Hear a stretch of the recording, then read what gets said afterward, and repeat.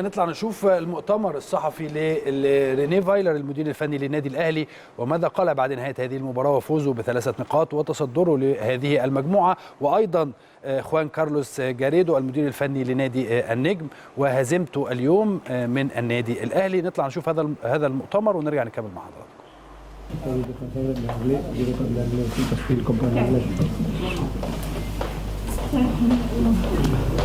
هنبتدي المؤتمر. We will start with the press conference. I want to speak English. Sorry. I am French, okay.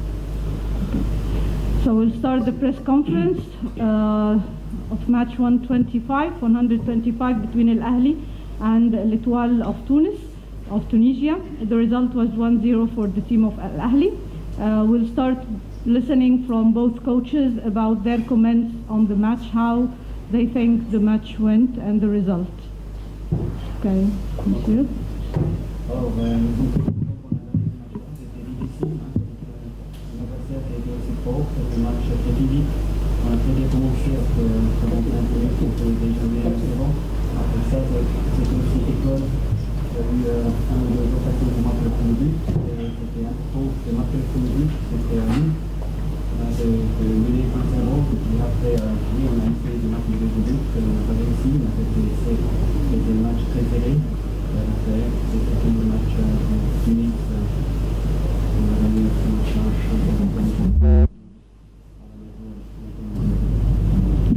بيقول احنا سعداء احنا كسبنا المباراه دي.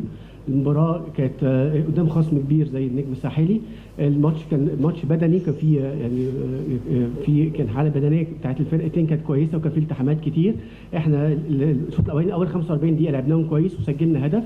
الشوط الثاني لاحت فرصتين او اكتر للفريق التونسي كان ممكن يسجلوا، واحنا برضو حاولنا يعني ان احنا نسجل في الاول الشوط الاولاني، عشان عارفين لو نسجل الشوط الاولاني او نسجل بدري بيقدر يمسك المباراه اكتر، وده اللي حصل وعرفنا نعمله. واحنا مبسوطين ان احنا كسبنا المباراه. طبعا كان فوز مهم بالنسبه لنا عشان ننافس في دوري المركز. Okay, Mr. Garrido. Okay. Good evening. Salam alaikum. Okay. Today we knew before the start the match that today it was a very difficult match. Avant de commencer le match, pour nous savons que c'est un match très difficile, un stade très difficile contre une équipe très difficile. Tu peux traduire en arabe?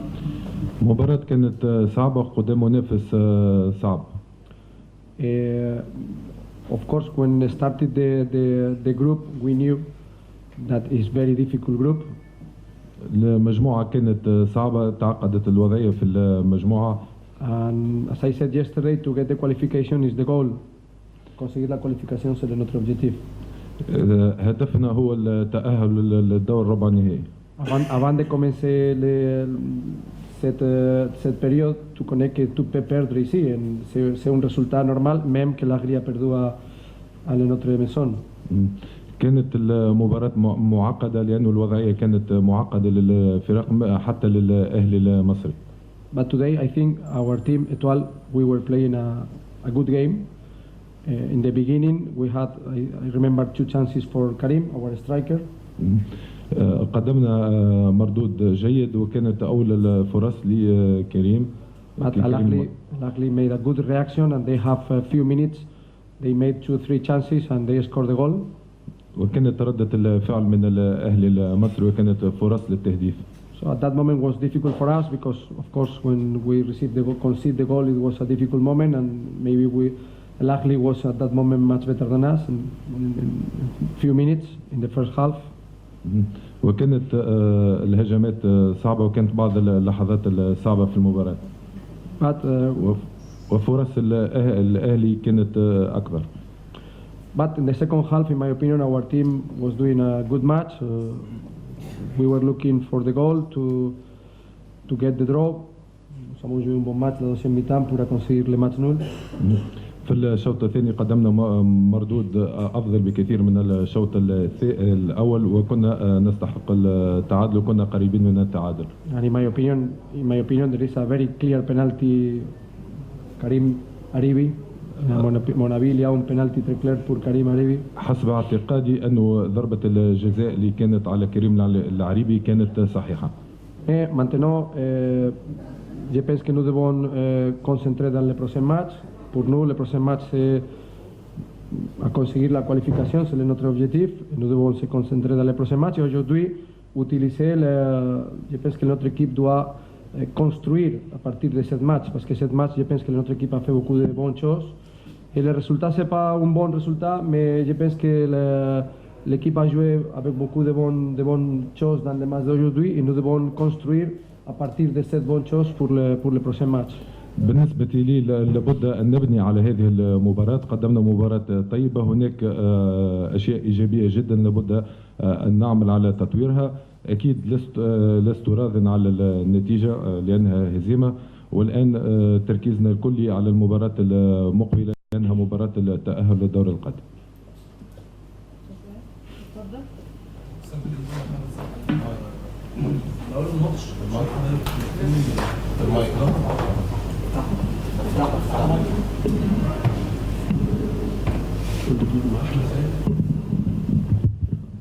أحمد خالد من جريدة الوطن. حابب أسأل حضرتك بس، من أول الماتش كان في ضغط عصبي من حضرتك كبير واعتراض على التحكيم، وده ظهر واتنقل للعيبة. هل ده أثر على يعني أثر على اللعيبة بتاعة النجم وأثر على الأداء النهارده؟ سؤال لمستر فايلر التاني. إجابة.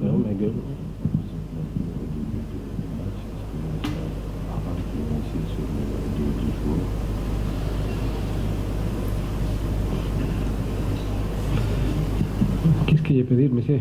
Je suis à le match. Qu'est-ce que je ne sais pas, c'est votre opinion. Je suis à le match, j'essaie d'aider l'équipe pour jouer. Je suis comme d'habitude dans les bancs. I was doing my job like always there, just trying to help my team. أنا أقوم بعملي. هذه كرة القدم، ممكن هذا رأيك أحترمه، لكن أنا أقوم بعملي ولا بد من مساعدة اللاعبين.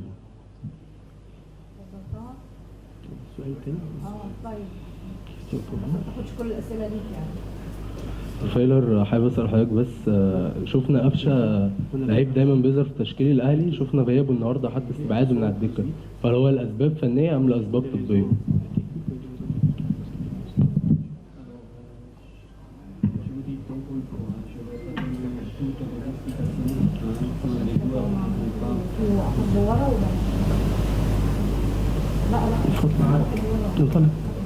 بعد اذنك.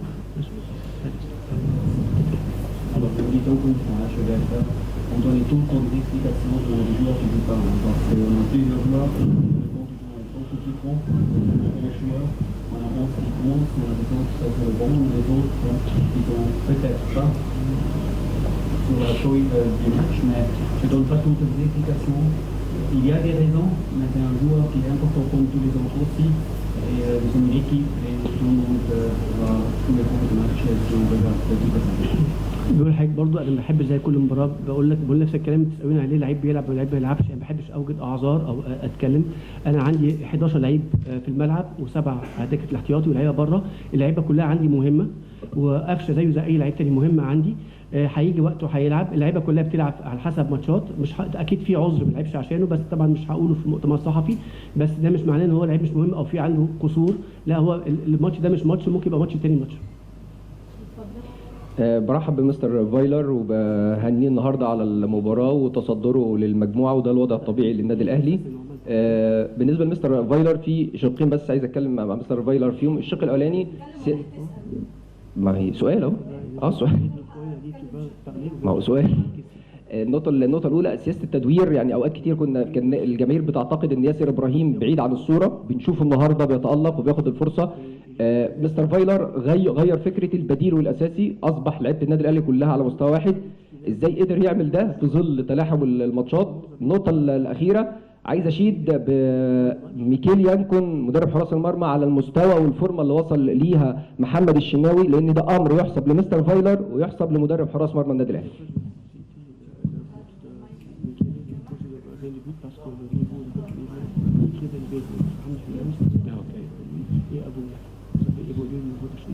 Alors il parle comment vous avez réussi à faire le système de rotation et comment vous avez des matchs consécutifs. Comment vous avez réussi maintenant les joueurs titulaires. ça c'est logique, hein, parce qu'on a beaucoup de matchs, c'est tous des matchs qui sont très durs. On stoppe aujourd'hui, hein, parce que l'adversaire est aussi très fort. Il faut aussi respecter tous les autres adversaires. Hein. Vous avez dit, oui, c'est normal un club comme Ali qu'on est en tête, hein, mais on joue ici Champions League, il faut aussi respecter tous les autres adversaires. Et à Étoile, et aussi Hilal, les autres équipes en Afrique, ont aussi beaucoup de qualité. Et si je regarde les autres matchs en Europe, hein, on a maintenant ce week-end, c'est Leipzig qui est en tête en Allemagne, qui ont perdu contre un club au milieu. C'est Barcelone qui a perdu, il faut respecter tous les adversaires. C'est un match très haut niveau, très physique, ça m'a beaucoup plu. Et pour des matchs comme ça, pour être tout le temps prêt, on a besoin tous les jours, et pas seulement 11 jours, parce que ça c'est aussi fatigant, c'est aussi le stress, hein, psychologiquement, et ça il faut aussi respecter. هو بس هو بيقول لك طبعا اول حاجه طبعا طبيعي انت حضرتك بتقول ان طبيعي الاهلي يبقى على راس المجموعه بيقولوا فعلا هو ده مكان الطبيعي النادي الاهلي بيقول لك الماتش زي بتاع النهارده ماتش قوي وطبعا لازم بتبذل قصارى جهدك لان طبعا ده في تشامبيونز ليج في بطوله رابطه ابطال افريقيا واحد بنشوف في بطولات كتير بنشوف برشلونه ممكن بيخسر في ماتشات وبيحصل مفاجآت فاحنا كنا عايزين نتجنب المفاجآت فلعبنا فعشان كده عشان تلعب عندك اللعيب الجاهز لازم يبقى في سياسه تدوير لازم يبقى اللعيب بتدي فرصه للاساسي والاحتياطي بنفس الفرصه كلهم نفس الجاهزيه عشان يجي ماتش زي ده يبقى اللعيب اللي بتلعبه ممكن يخدم خطتك وما يبقاش عندك لعيب موجود على الدكه ما كانش بيلعب قبل كده. The coach of Etoile, given your comments at the start of this press conference that you thought it was a clear penalty, do you think it would have been better if they had VAR, especially as this is the most important club competition in Africa?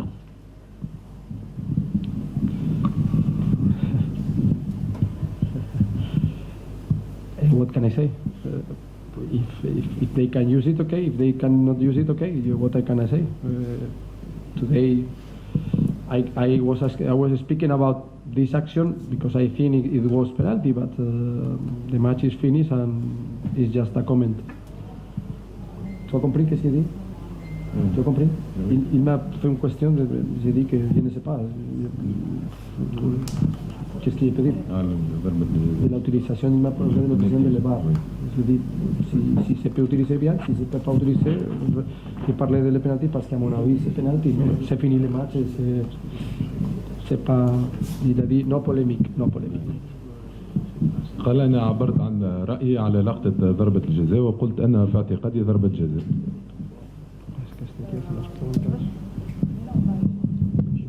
سؤالي لمستر جريدو طبعا هارد لك على الهزيمه اليوم. حمزه الاحمر شفناه النهارده بعد ما نزل غير الماتش بشكل كبير جدا وقدر يتحكم في نص الملعب.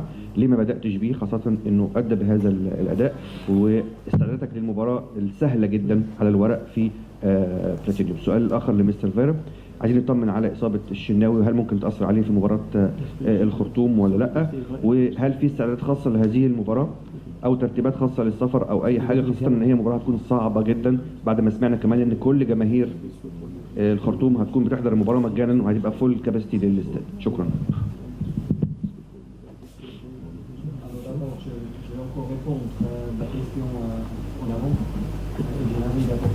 C'est lui-même qui fait un très bon boulot. Les entraîneurs sont importants, mais d'abord ce sont des joueurs qui vont faire le boulot pour eux-mêmes. Et ce qui concerne sa blessure, je ne sais pas quoi dire parce qu'il a terminé le match, ça a été un bon signal. Et je peux dire que c'est pas si grave. Et pour le voyage, le prochain match, ça on va faire professionnel comme tout le temps. Et ça commence à partir de 2 heures. On va dire préparer aussi avec le voyage le prochain match.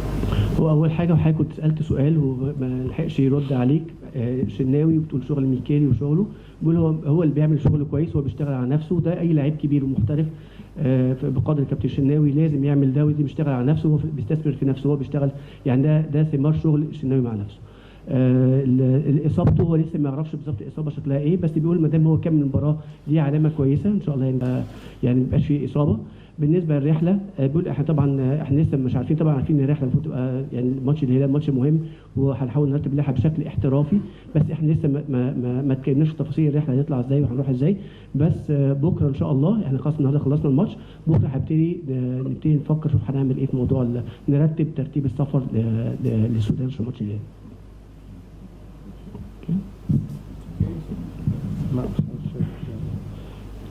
Comme déjà dit avant, nous devons se concentrer dans les prochains matchs. Pour nous, les prochains matchs, nous jouons dans notre stade.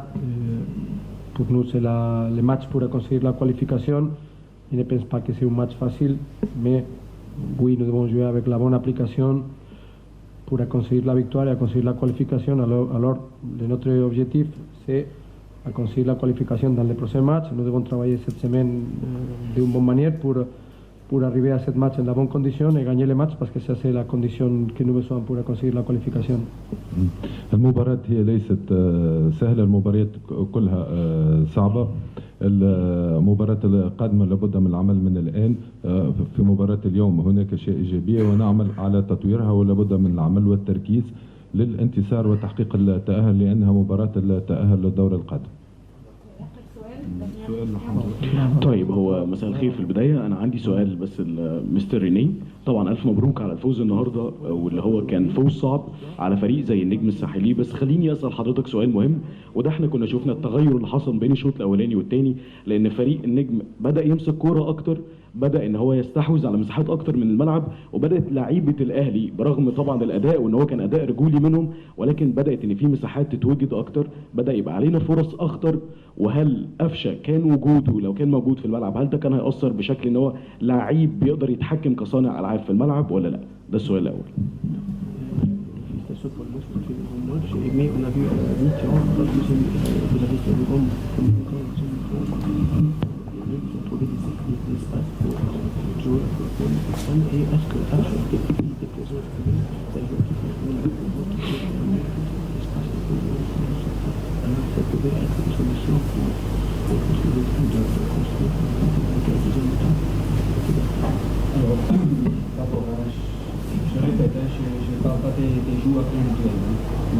بكرر ما بحبش اتكلم على لعيبه بشكل فردي.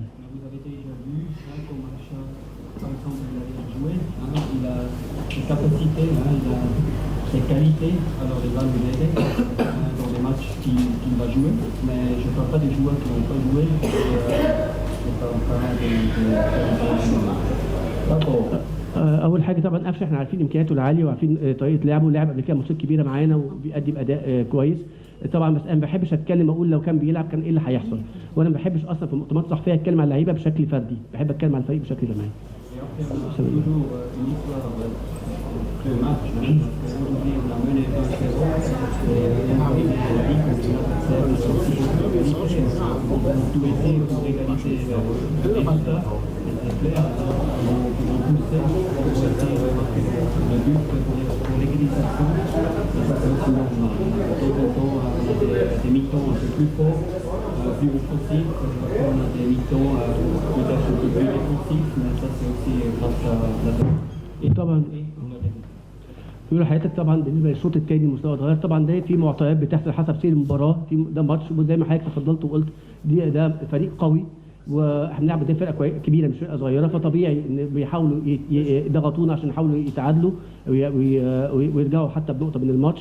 ده طبيعي قدام فرقه كبيره زي دي. فطبعا ده احنا في حاجات متغيرات بتحصل في المباراه بتغير الشكل اللعب من الشوط الاول للشوط الثاني او من فتره لفتره ثانيه بناء على الاداء وبناء على النتيجه. شكرا. Thank you. Merci beaucoup.